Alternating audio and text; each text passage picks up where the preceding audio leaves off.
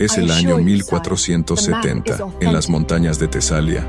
Una campana tañe por última vez en un valle que nunca volverá a escucharla. Dentro del convento de Santa Catalina, 23 mujeres se arrodillan en oración. Sus labios se mueven al unísono, formando palabras que han pronunciado cada mañana durante años. Pero esta mañana, las palabras tienen un sabor diferente, como a ceniza, como a despedida. Fuera de los muros de piedra, el horizonte sangra rojo, no por el amanecer, sino por los estandartes de un imperio que ya ha engullido reinos enteros. El ejército otomano no marcha, fluye como un río de acero y fuego, borrando todo a su paso. La hermana Elani, la abadesa, se aferra a un crucifijo de plata que ha sobrevivido a 3 generaciones. Sus manos tiemblan, pero no de miedo. Sabe lo que se avecina, todas lo saben. Lo que no saben, lo que nadie podría imaginar, es que la muerte habría sido una misericordia, porque lo que sucedió después no estaba escrito en ningún libro de historia que estudiaron en la escuela. Fue enterrado,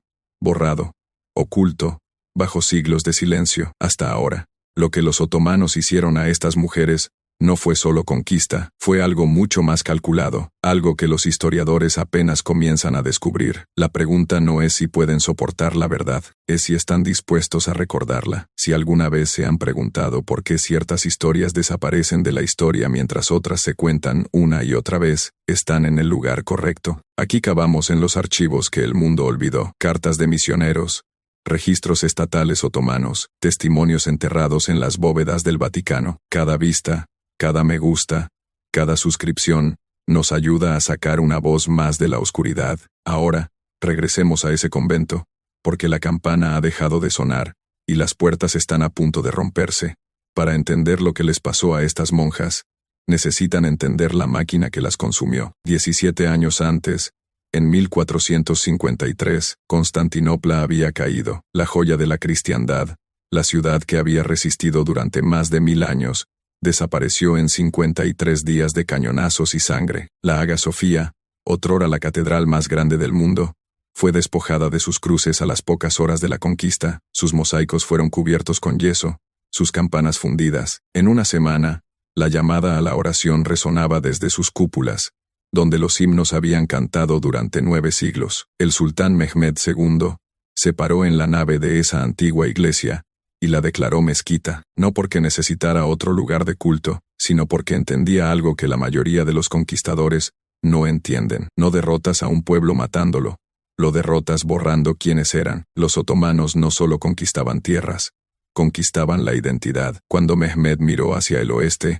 hacia los restos dispersos del mundo bizantino, vio heridas que se negaban a sanar. Cada campana de iglesia que aún sonaba, cada monasterio que seguía en pie, cada cruz que proyectaba sombras sobre el suelo conquistado, eran declaraciones, actos de desafío, pruebas de que el viejo mundo se negaba a morir, y cada monja que todavía rezaba en latín era un recordatorio viviente de que la fe podía sobrevivir a los ejércitos. Así que el sultán tomó una decisión: si no se convierten, desaparecerán. No mediante la masacre crea mártires, los mártires inspiran resistencia, se escriben canciones, se cuentan historias, los muertos se vuelven imbatibles. No, los otomanos habían perfeccionado algo mucho más elegante, algo que no dejaba canciones, ni historias, ni memoria. El borrado. Para 1470, esta estrategia se había probado en todo el imperio: monasterios griegos en María, conventos serbios en los Balcanes, iglesias armenias en Anatolia. No los quemaron todos, convirtieron algunos, abandonaron otros. Pero el patrón era siempre el mismo: primero venía la oferta, luego venía el silencio. El convento de Santa Catalina, enclavado en una ladera de Tesalia, lejos de cualquier guarnición o aliado, estaba a punto de convertirse en otro caso de prueba, otra nota a pie de página en la expansión de un imperio. Pero estas mujeres no sabían que eran notas a pie de página. No eran guerreras, eran mujeres que habían pasado toda su vida en silencio y oración. Sus armas eran rosarios, su armadura era la fe. La mayoría de ellas nunca había visto a un soldado, nunca había empuñado una espada, nunca había imaginado que lo necesitarían. La hermana Eleyan había sido abadesa durante 12 años. Antes de eso, atendía a los enfermos en un pueblo que ya no existía, engullido por la plaga en 1448, vino al convento no para escapar del mundo, sino para encontrarle sentido. La hermana Magdalena tenía 19 años. Había tomado sus votos solo 2 años antes. Sus manos aún tenían los callos de la granja de su padre. Se unió al convento después de que su familia fuera asesinada en una incursión. El convento era el único lugar donde se había sentido segura desde entonces. La hermana Theodoris tenía 70 años. Había sobrevivido a 2 abadesas, un emperador, y más guerras de las que podía contar. Había dejado de temer a la muerte hacía décadas, pero ninguna de ellas se había enfrentado jamás a esto. Si este momento de la historia no los conmueve a aprender más, podrían estar perdiéndose la lección que nuestros ancestros murieron para enseñar, que lo más peligroso que puedes hacer frente al poder es negarte a olvidar quién eres. Ahora, veamos qué sucede cuando la fe se encuentra con el imperio. La primera bala de cañón impacta justo después del amanecer. No golpea la capilla, golpea el campanario. El sonido es apocalíptico. La piedra explota en el aire. El hierro chilla contra el hierro. La campana que había sonado cada mañana durante 140 años se hace añicos en pleno repique, y los pedazos llueven sobre el patio donde las hermanas cultivan hierbas curativas. Las mismas manos que cuidaban esas plantas ahora cubren sus oídos, temblando. La hermana Eleya no grita. Se pone de pie, con el crucifijo en alto, y comienza a cantar. El Kyrie Elas. Señor, ten piedad. Una por una, las demás se unen a ella.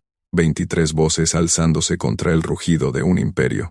Pero los imperios no escuchan canciones. Al mediodía, las puertas son franqueadas. Los soldados otomanos entran al patio, no con espadas desenvainadas, sino con libros de contabilidad, plumas y tinteros. Se mueven por el convento como escribanos, no como conquistadores, contando, registrando, catalogando, porque para los otomanos, estas mujeres no son personas, son activos. Un traductor da un paso al frente, un hombre griego que una vez vivió en estas colinas.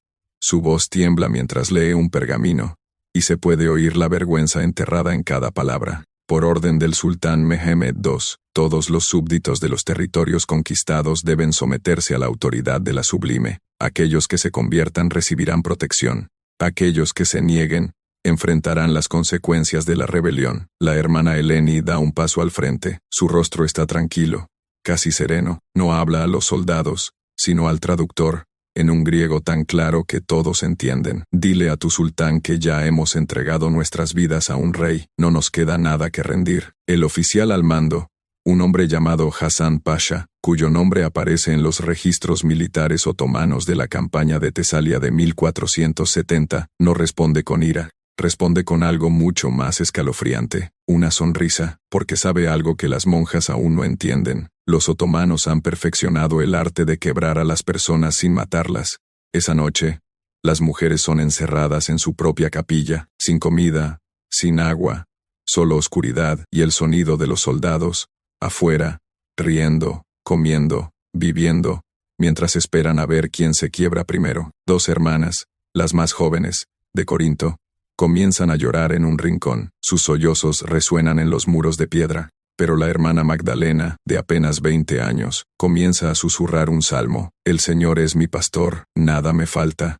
Luego otro, aunque camine por el valle de la sombra de la muerte, no temeré mal alguno. Luego otro, y lentamente, el llanto cesa. Este es el momento en que los otomanos las subestimaron. Estas mujeres habían pasado toda su vida preparándose para el sufrimiento. Ayuno, vigilias en el frío, horas de silencio, sumisión a algo más grande que ellas mismas. Lo que los soldados veían como tortura, las monjas lo veían como su disciplina diaria. Pero Hasan Pasha es paciente, ha visto esto antes, en María, en Valaquia, en las ruinas de monasterios serbios donde los monjes pensaron que su fe los salvaría. La fe es como una vela, escribió una vez en una carta al sultán, aún conservada en los archivos del Palacio Topkapi, arde con más fuerza justo antes de apagarse. Está a punto de poner a prueba esa teoría. Al segundo día, las puertas se abren, un sirviente entra con pan y agua. Comida real, agua limpia, lo deja en el suelo sin decir palabra y se va. Las monjas lo miran fijamente, tienen la garganta seca, el estómago vacío. Las hermanas más jóvenes miran a Elani, con desesperación en los ojos. La hermana Theodoris, la mayor, habla primero. Quieren que lo tomemos, que sintamos gratitud, que nos ablandemos. Elaina asiente. Entonces ayunamos. No tocan la comida. Al tercer día, sus labios están agrietados y sangrando. Sus manos tiemblan. Las hermanas más jóvenes apenas pueden mantenerse en pie, pero no se quiebran. Hasan Pasha observa desde el patio, con los brazos cruzados. Está impresionado, frustrado, y quizás por un momento, algo parecido al respeto cruza su rostro, pero el respeto no cambia la estrategia. Al tercer día, las puertas se abren de nuevo. Esta vez, no es un sirviente, es el propio Hasan. Habla en turco, y el traductor lo sigue como una sombra. No son criminales, no son enemigas, simplemente están equivocadas. El sultán es misericordioso, les ofrece nuevas vidas, nuevos nombres, protección. Todo lo que deben hacer es pronunciar las palabras. Silencio. O pueden venir con nosotros a Constantinopla. Allí, el propio sultán escuchará su caso. Quizás se conmueva por su convicción. Hace una pausa, deja que las palabras calen, pero el camino es largo, y los débiles no lo sobreviven. No es una amenaza, es una promesa. La hermana Eleani mira a sus hermanas. Algunas apenas están conscientes, algunas rezan con los ojos cerrados, algunas miran al suelo, tratando de encontrar fuerza en la piedra. Se vuelve hacia Hasan. Caminaremos. La sonrisa regresa a su rostro. Bien, un himno que cantaban en vísperas, una por una. Las demás se unen a ella. Afuera, los soldados lo oyen. Algunos se detienen. Algunos apartan la mirada. Uno de ellos, años después, le contará a su nieto sobre las mujeres que cantaron hasta la muerte. Pero esa historia también será olvidada. Por ahora, el himno se eleva a través de las grietas de los muros de la capilla y se pierde en la noche. Una oración, una súplica, una declaración. Todavía estamos aquí. Parten al amanecer del cuarto día, 23 mujeres, con las manos atadas con cuerdas, caminando hacia el sur, hacia la costa, sin carretas, sin caballos, solo sus pies y el polvo y el sol que no muestra piedad. Los soldados no las apresuran. No lo necesitan. El camino en sí mismo es el castigo. Al segundo día, la hermana Irene se desploma. Tiene 62 años. Sus rodillas le fallaban desde hacía años. Intenta levantarse, pero sus piernas no la sostienen. Los soldados no esperan. La hermana Magdalena y otra monja, la hermana Ana, la levantan entre ambas y la cargan durante las siguientes 3 millas. Cuando finalmente se detienen por la noche, Irene está inconsciente. Por la mañana, se ha ido. La entierran al borde del camino con sus propias manos, sin herramientas, sin ceremonia, solo tierra y oraciones susurradas. Los soldados observan, no las detienen. Hasan Pasha anota en su libro de cuentas, quedan 22. Al cuarto día, sucede de nuevo. La hermana Calista, que no había hablado desde el asedio, simplemente deja de caminar. Se sienta en medio del camino, cierra los ojos y no se levanta. La dejan allí. Para cuando llegan al puerto de Volos, 7 días después, solo quedan 18, pero algo sucedió en ese camino, algo que los otomanos no anticiparon. Las monjas dejaron de llorar, dejaron de suplicar. Caminaron en silencio, pero no era el silencio de la derrota, era el silencio de mujeres que ya habían tomado su decisión. La hermana Eleani había estado caminando al frente de la fila, guiándolas incluso con las manos atadas, pero en la mañana del 7º día, Hasan Pasha la llama, la llevan a su tienda, sola. Lo que sucede a continuación no está descrito en los registros otomanos, está descrito en una carta de un comerciante veneciano que presenció las secuelas, una carta descubierta en 2003 en los archivos de Drovnik. Él escribe: la vi cuando la trajeron de vuelta al amanecer, no podía caminar, sus ojos, Dios me perdone, sus ojos estaban abiertos, pero ella ya no estaba dentro de ellos. La vistieron de seda y la exhibieron por el campamento como una conversa, pero cuando pasé cerca, oí sus labios moverse. Seguía rezando en latín, en silencio. No se había quebrado, simplemente habían tomado su cuerpo y habían dejado su alma vagar. Esta es la estrategia otomana que la historia no enseña. No querían mártires. Los mártires inspiran resistencia. Se escriben canciones, se cuentan historias, los muertos se convierten en santos. Querían fantasmas, mujeres que caminarían, hablarían, comerían, respirarían, pero que nunca volverían a estar completas. Pruebas vivientes de que la rebelión era inútil, advertencias vivientes para cualquiera que pensara que la fe podía oponerse al imperio. La hermana Eleni caminó con ellas el resto del camino hasta la costa, pero nunca volvió a hablar, nunca miró a nadie a los ojos. Estaba allí, pero no estaba. Las hermanas más jóvenes lloraron al verla, las mayores solo rezaron con más fervor. En el puerto de Volos, Las cargan en una galera, un enorme barco de guerra con filas de bancos y cadenas atornilladas a la madera. No es un barco de pasajeros, es una embarcación diseñada para el control, esclavos, prisioneros, carga. Las monjas son encadenadas a los bancos, con las muñecas sujetas a anillas de hierro. Un manifiesto de barco descubierto en 1987,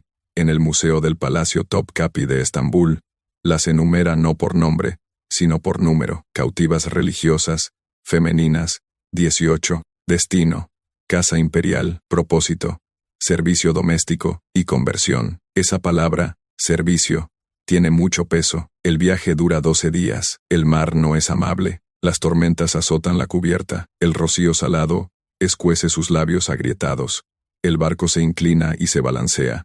Y las mujeres que nunca han visto el océano vomitan hasta que no queda nada. Por la noche, la más joven, la hermana Magdalena, susurra salmos en voz baja. Su voz es débil, apenas audible sobre el estruendo de las olas, pero los otros prisioneros, griegos, serbios, italianos, hombres y mujeres, encadenados a su lado, giran la cabeza para escuchar. Por un momento, el mar parece calmarse. Cuando el barco finalmente entra en el Bósforo, las hermanas ven el horizonte de Constantinopla alzarse ante ellas, cúpulas, minaretes, murallas que parecen extenderse para siempre. La ciudad brilla a la luz del amanecer como una cuchilla. Durante siglos, había sido llamada la ciudad, el deseo del mundo. Ahora se convertiría en su jaula. Desde los muelles, marchan por calles estrechas repletas de mercaderes, soldados y esclavos. La gente se detiene a mirar. Monjas cristianas entre los cautivos son una rareza.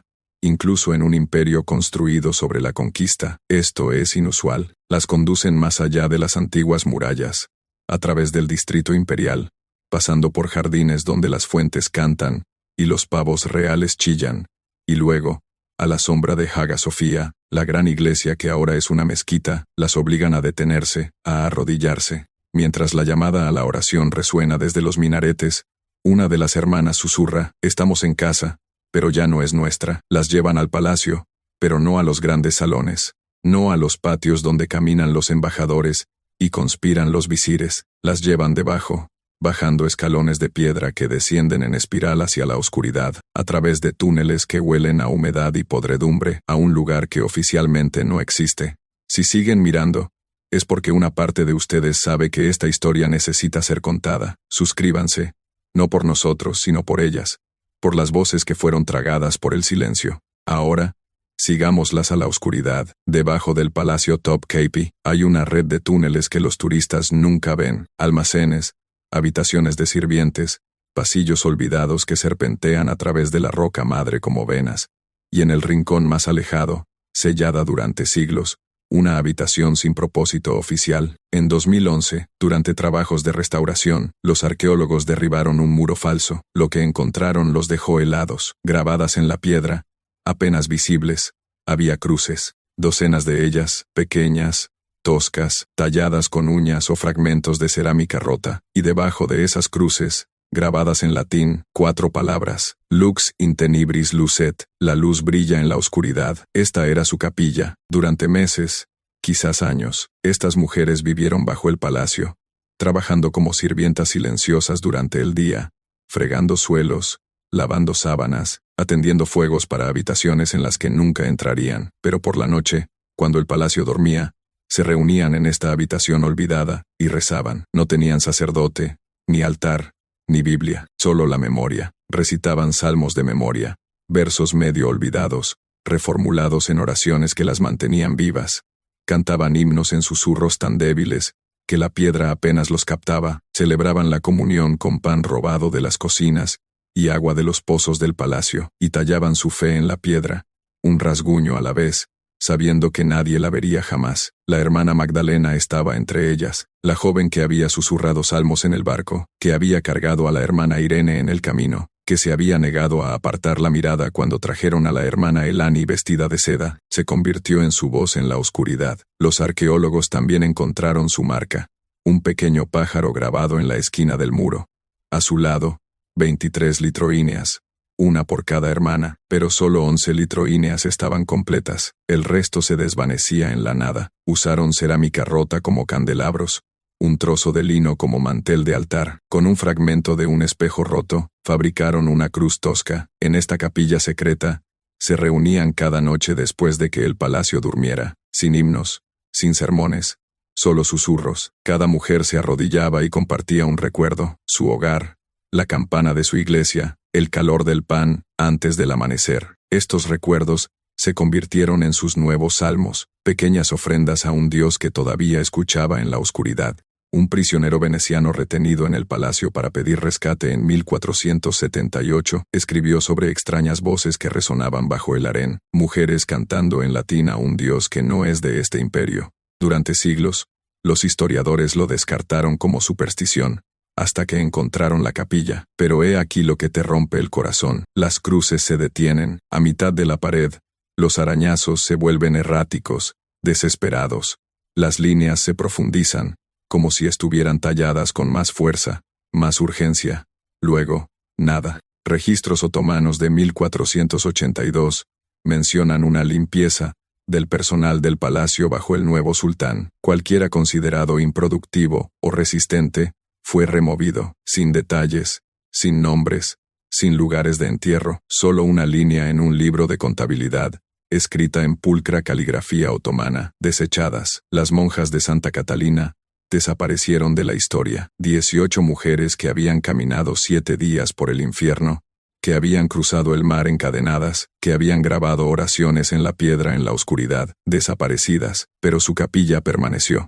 Un diplomático francés en 1712 escribió sobre un rumor entre los sirvientes más antiguos del palacio, que en ciertas noches, si te parabas en los pasillos inferiores, el aire se enfriaba, y si escuchabas con atención, podías oír a mujeres cantando en latín. Lo descartó como superstición, las creencias tontas de sirvientes incultos, pero las paredes no mienten. En 2011, cuando los arqueólogos examinaron la capilla más de cerca, encontraron algo más, trazas de cera, no de velas otomanas, sino de una fuente diferente, más antigua, mezclada con hierbas, el tipo de velas que las monjas hacían en los conventos, lo que significa que mantuvieron su vigilia durante más tiempo del que nadie creía posible, meses, quizás años, tallando cruces, susurrando oraciones, negándose a desaparecer. El pájaro de la hermana Magdalena fue la última marca en la pared, a su lado, grabadas tan débilmente que casi no estaban allí,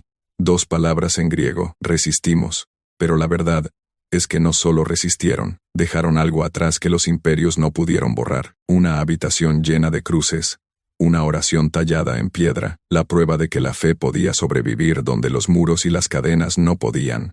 El Imperio Otomano duró hasta 1922, 600 años de conquista y poder, pero al final, fueron esos arañazos en la pared los que sobrevivieron, no los decretos del sultán, ni los libros de Hassan Pasha, ni la seda con la que vistieron a la hermana Elani, solo 4 palabras en latín talladas por mujeres que el mundo olvidó. Lux in tenebris, lucer, la luz brilla en la oscuridad. Entonces, ¿por qué importa esta historia? Porque no se trata de religión.